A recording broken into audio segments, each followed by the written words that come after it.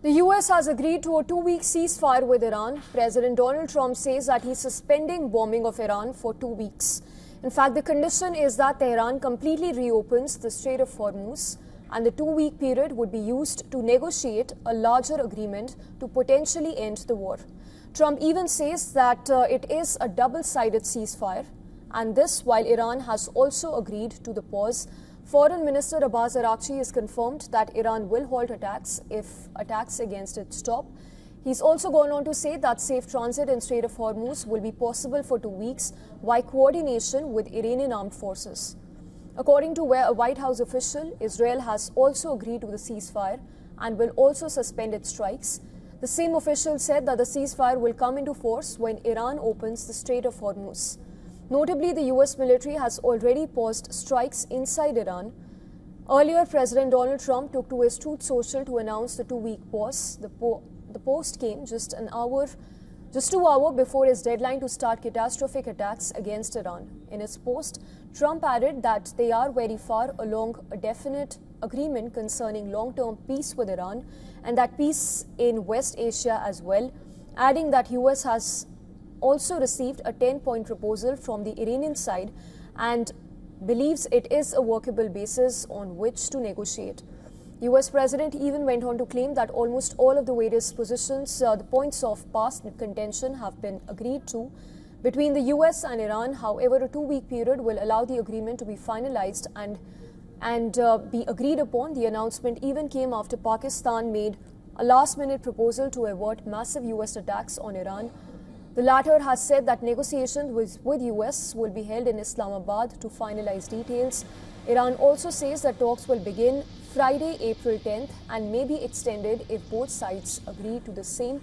Iran also goes on to say that 10-point proposal included controlled transit through Strait of Hormuz coordinated with Iranian armed forces, which will essentially end war against Iran and allied groups with withdrawal of US combat forces from all regional bases.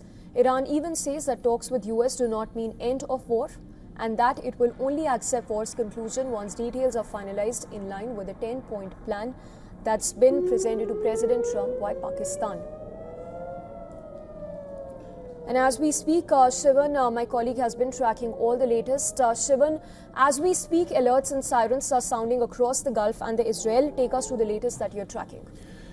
Yeah, Samiksha, this is usually it's a tactical reality. It takes some time before the missiles actually stop on the battlefield, given the intensity with which this war has continued so far. So there are air raid sirens being heard. These are air sirens and air attack alert sirens that are being heard across the Gulf. It's in the UAE, in Kuwait, in Bahrain, in Saudi. That's where these alerts have been sounded. And of course, there are also reports suggesting that Israel is dealing with incoming projectiles as well. But we'll need to wait and watch. If this continues for beyond a few hours, then it is to be considered as a concerning development, as both sides have agreed to a 2-week ceasefire. Let's quickly go over what else we've picked up. Air defenses, they continue to detect incoming missiles and drones in Israel. And to go further, Israel's military has issued 2 warnings in quick succession that Iran has fired missiles towards it, as I just mentioned. This is moments after Iran and the US said that they have reached that 2-week ceasefire.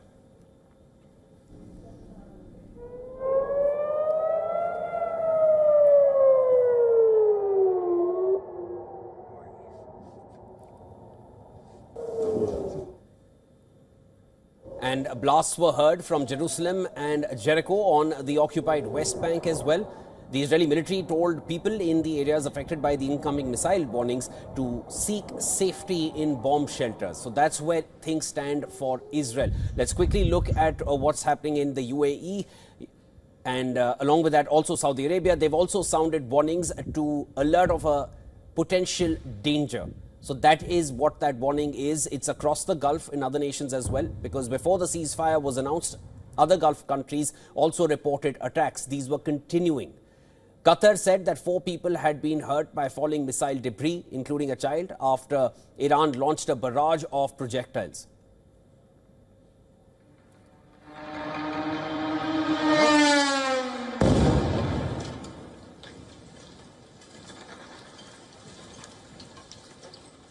Then let's look at Iraq. 2 civilians, one of them an 8-year-old child.